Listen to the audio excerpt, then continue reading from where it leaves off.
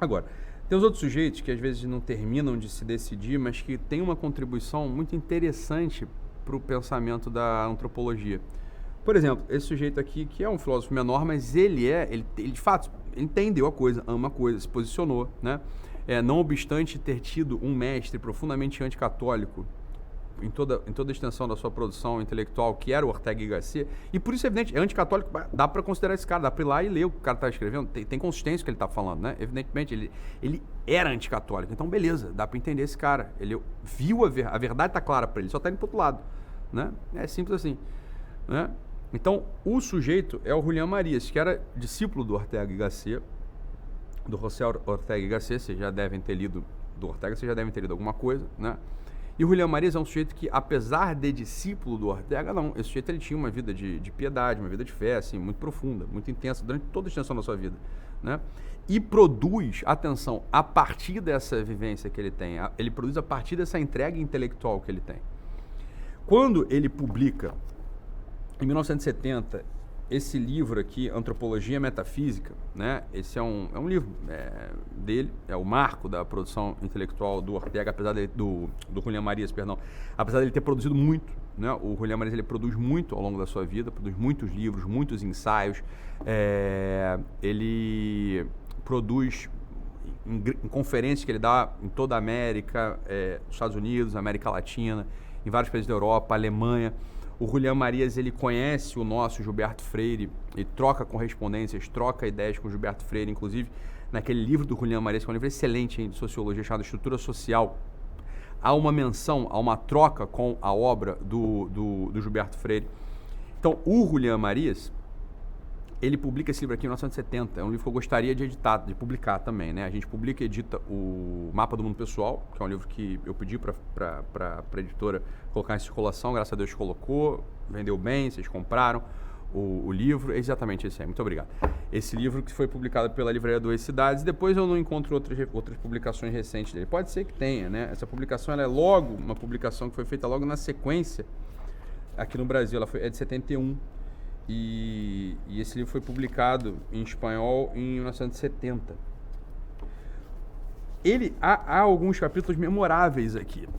O Julián Marías, ele inaugura, nesse capítulo, nesse livro aqui, ele inaugura a visão que ele tem do homem, antropologicamente falando, de modo esquemático, né? Ele fala o seguinte, uma coisa que é muito interessante e que falta muitas vezes nesses outros autores que não estão dentro da tradição. O Julián Marías ele fala o seguinte, olha, o ser humano, ou o homem, ele é composto por duas coisas, instalação e vetor, beleza? Então, olha a coisa, isso é simples, absolutamente simples, mas dá uma clareza muito grande pra gente, é evidente, ele desenvolve todo esse conceito ao longo do livro.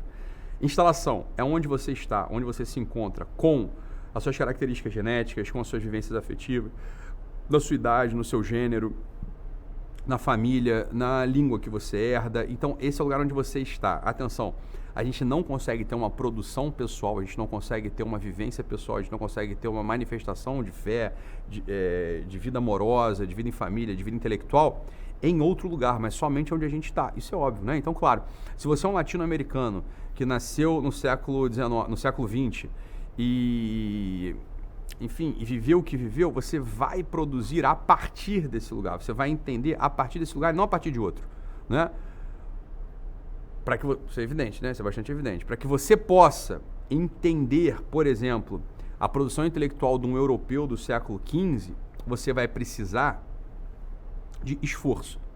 Você vai precisar de um vetor. Então, o vetor é para onde você está indo. A instalação é onde você está.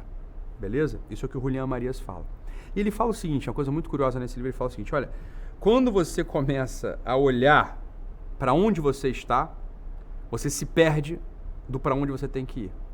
E quando você começa a olhar para onde você tem que ir, você se perde da onde você está. E essa é a grande pergunta da filosofia para o Julián Marías no final das contas, né?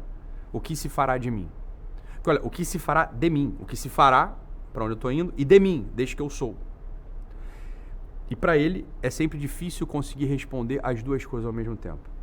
Então o homem, para o Julián Marías, ele vai se encontrar sempre num estado pendular de encontro e desencontro. Encontro e desencontro. Horas o encontro com o lugar onde você está e o desencontro, portanto, de onde você tem que ir. E do outro momento, o encontro de onde você tem que ir e o desencontro de onde você tem que estar. E ele fala o tempo todo nesse livro que essa é uma condição insolúvel para o ser humano. O que é muito curioso, porque ele sendo um autor católico, cristão, ele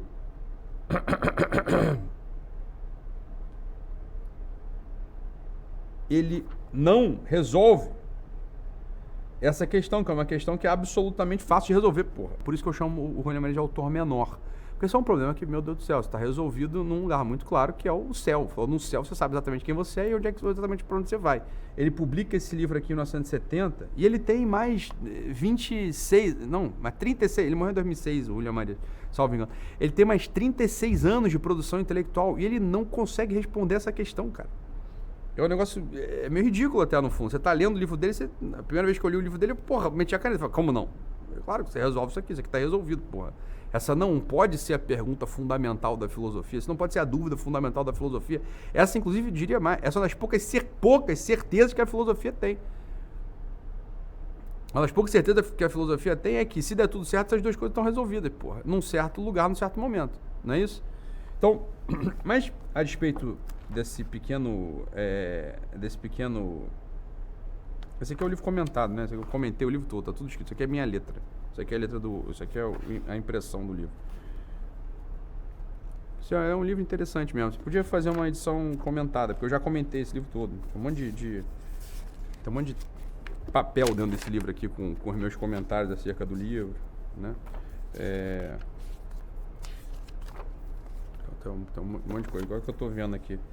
Eu acabei de ver que eu li esse livro com atenção pela primeira vez. Por acaso eu anotei a data aqui quando eu estava lendo. Foi 1º de janeiro, não, foi 10 de janeiro de 2013. Então tem 6 de janeiro, perdão, de 2013 aqui, ó. Quando eu li esse capítulo, pelo menos aqui, O Rosto Humano, que eu queria ler para vocês hoje, uma partezinha dele. Então tem uns 10 anos já aqui. Mais de 10 anos, quase 11 anos que eu li esse texto aqui pela primeira vez, ou pelo menos que eu li atentamente pela primeira vez, tem uns 11 anos. E continua sendo um texto muito bom. É um texto que ele fala assim, ó, o rosto humano. E eu queria que vocês prestassem um pouco atenção aqui em como ele vai... Que bonita que são as coisas que ele vai falando aqui ao longo desse texto. Vamos acompanhar? É um texto bom, tá? É um texto bom. Ele fala assim, ó. Esse aqui é o capítulo 18 do livro Antropologia Metafísica do Julián Marías, publicada em 1970 e 1971, essa edição aqui no português. Então ele fala, o rosto humano. As capas das revistas que enchem as bancas de jornais de todo o mundo têm, numa porcentagem altíssima, um rosto. Uma jovem bonita, um ator, um esportista, um político, um delinquente, um intelectual. Os documentos de identidade trazem um retrato e este apresenta um rosto. Quando os jornais anunciam uma nomeação ou dão uma notícia, em suas páginas aparece o rosto da pessoa em questão. O retrato que o pintor faz, provavelmente, é só o rosto. Em qualquer caso, o resto pode ser permutável. Quanto ao mais, a roupa cobre e encobre quase todo o corpo, deixando visível principalmente o rosto. Quando em algumas ocasiões ocultam o embuço da capa, o manto da embuçada do século XVII, o véu ou a máscara, tem-se a impressão de que o rosto está precisamente embuçado, isto é, negado, e que logo irá descobrir-se, ao contrário do corpo, para o qual é excepcional desnudar-se. Tudo isto é bastante surpreendente, porque a face é unicamente uma parte do corpo humano, uma pequena fração dele, e não se pense na cabeça como sede do cérebro e, portanto, dos órgãos principais, porque não é ela que aparece e sim sua parte dianteira, o rosto. E todo mais ou não se apresenta ou passa despercebido e funciona simplesmente como moldura. Encontramos já a estranha realidade do rosto ao falar da pessoa. Chamei a atenção para algo que se costuma esquecer, que o sentido de prosopon é também, e muito principalmente, a fachada, a parte da frente. Interessa-nos agora a face por si mesma, ou melhor, o complexo, pessoa-face, visto a partir deste último elemento.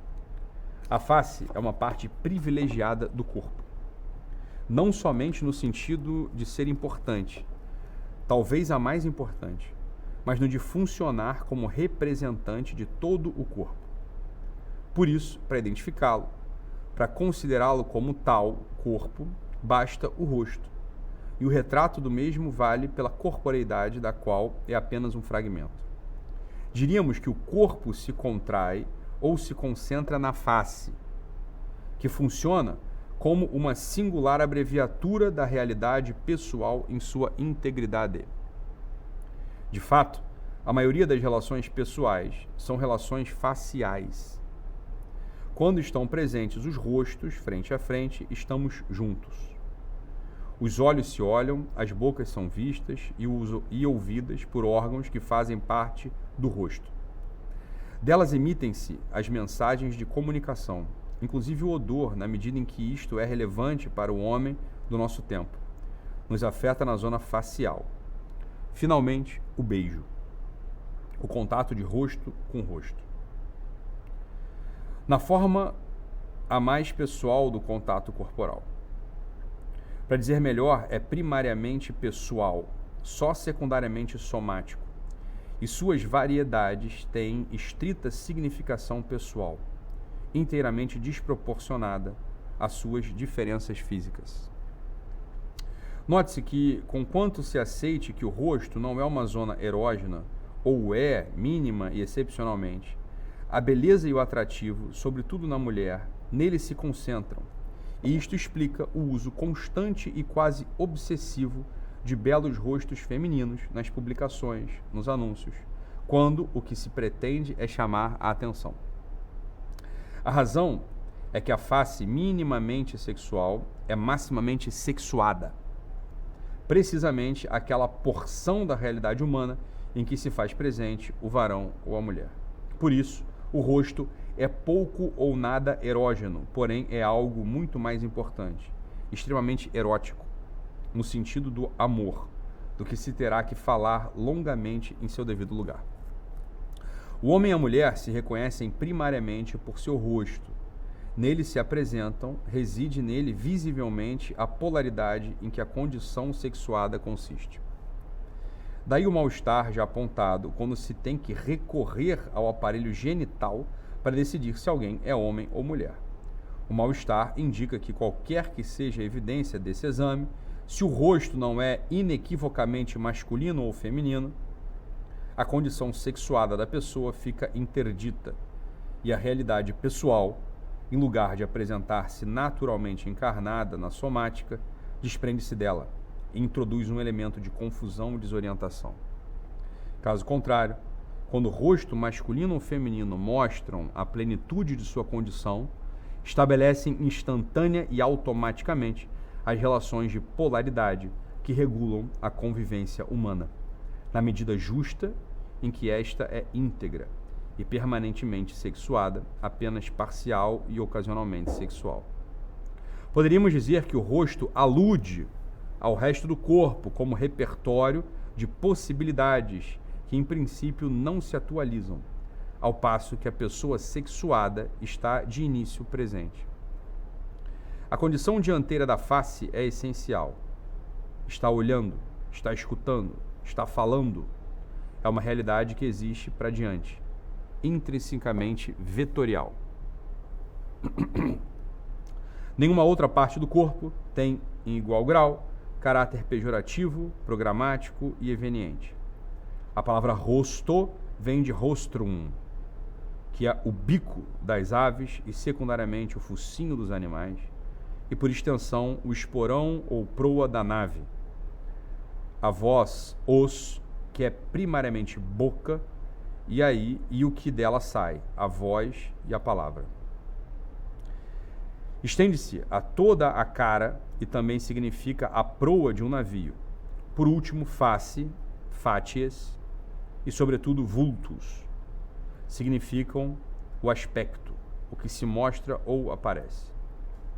Cícero observa que vultus só pode haver no homem, isto é, que o rosto é uma realidade propriamente humana, e é a imagem ou retrato. O espelho, dizemos, da alma. Imago animi vultus est. Não sei se os zoólogos terão tentado uma interpretação facial das espécies animais. Poder-se-ia estabelecer uma hierarquia segundo a proximidade do animal à face humana, isto é, de acordo com a existência nele de traços homólogos. Isto nos obrigaria a indagar um pouco seriamente o que é uma face. Ele continua. Dessa meditação acerca do rosto humano, a gente já entra aqui numa série de questões relativas a esse desvario, ou a essa loucura, ou a essa perda contemporânea do sentido mesmo da existência. Veja só que coisa curiosa, né? Algumas coisas que o Julián Marías aponta aqui ao longo de todo o texto dele. Ele fala o seguinte pra gente. Olha,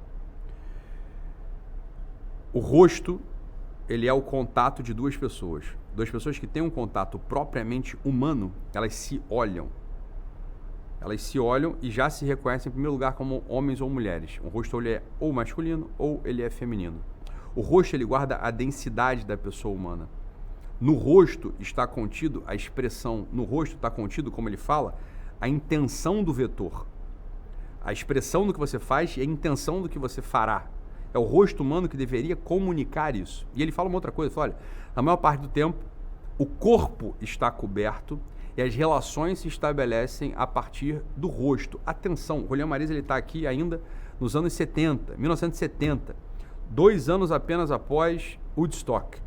Apenas 2 anos após a revolução cultural e sexual do final dos anos 60, no qual as pessoas começam a se despir. Elas começam a interagir a partir do erógeno e não mais a partir do rosto. Se você pegar hoje uma realidade vulgar, ou da maior parte dos lugares onde a gente conhece ou encontra, ou se a gente faz uma pequena, dá uma pequena olhada pelo modo a partir do qual as pessoas se manifestam, não mais, como ele dizia, em capas de revista, mas em capas de Instagram, ou em Reels, ou no modo como a comunicação varia, né? Aqui ele está falando de revista. Ele dizia, a revista estampa um rosto humano. Hoje, um Reels, um Story, estampam uma bunda humana, estampam um tronco humano, estampam um braço, um bíceps humano, estampam uma coxa humana. Olha, algo vai acontecer com a instalação do ser humano, porque coxa, abdômen, peito, bunda, atenção pessoal, são partes do corpo maximamente impessoais. São maximamente impessoais. Olha, atenção, a verdade é a seguinte, sem piadas aqui, a gente podia fazer piada sobre esse assunto, mas esquece a piada. Fala, olha, você não reconhece uma pessoa, ou não está contida na pessoa, né, a máxima pessoalidade numa coxa, ou num tronco, ou numa bunda, ou num ombro. As bundas, troncos, coxas, pés, etc., elas todas são meio parecidas entre si. O rosto é o que determina o que uma pessoa é, portanto, onde ele está. E logo, a comunicação do para onde ele vai. Ao ver uma bunda, ao ver uma coxa, ao ver um tronco, ao ver um ombro, ao ver um cotovelo, ao ver uma mão, não se pode perceber o estado de ânimo de uma pessoa, porra. Não se pode perceber se a pessoa está eufórica, se ela está abatida, se ela está feliz, se ela está triste, se ela tem sonhos, se ela não tem sonhos. Logo, quando as relações elas estão estabelecidas entre estas partes, e sobretudo entre estas partes, pede-se a dimensão propriamente humana, que é a infinidade de projetos, sonhos, tristezas e desejos que o ser humano pode experimentar nessa vida. Não é isso? Então, uma grande parte dessa confusão aparece a partir da deformação do rosto. A deformação do rosto, ou seja, por ocultamento, às custas de um aparecimento das bundas ou dos cotovelos, de uma expectativa de relacionar-se a partir daí, gera no ser humano, evidentemente, uma grande confusão, gera no ser humano uma grande crise. As queixas e as dúvidas e as dores, elas começam a aparecer de todos os lados. Pode apostar nisso. O ser humano, atenção, não duvidem, o ser humano é claro que ele tem um componente espiritual, mas o ser humano ele é corpo também. O corpo precisa estar bem organizado. Quando a gente fala do corpo bem organizado, não está dizendo só da saúde, né, da carne, mas da aparência. O corpo, atenção pessoal, o corpo se mostra. O corpo, ele é presença de algo. Estamos presentes com o nosso corpo e somos presença de algo. Somos presença, em primeiro lugar, de nós mesmos. Não é isso? O Ítalo está aqui. O meu corpo está aqui. O Ítalo está aqui. Não é?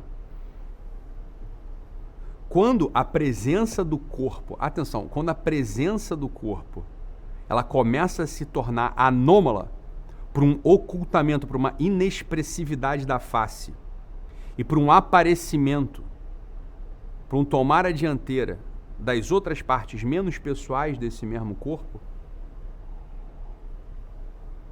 o sujeito ele vai experimentar uma grande desorientação, porque ele já não sabe mais quem ele é, e vai experimentar também um apagamento, uma tristeza, porque ele não sabe para onde ele está indo, ou ele não tem para onde ir, ou ele acha que não tem para onde ir.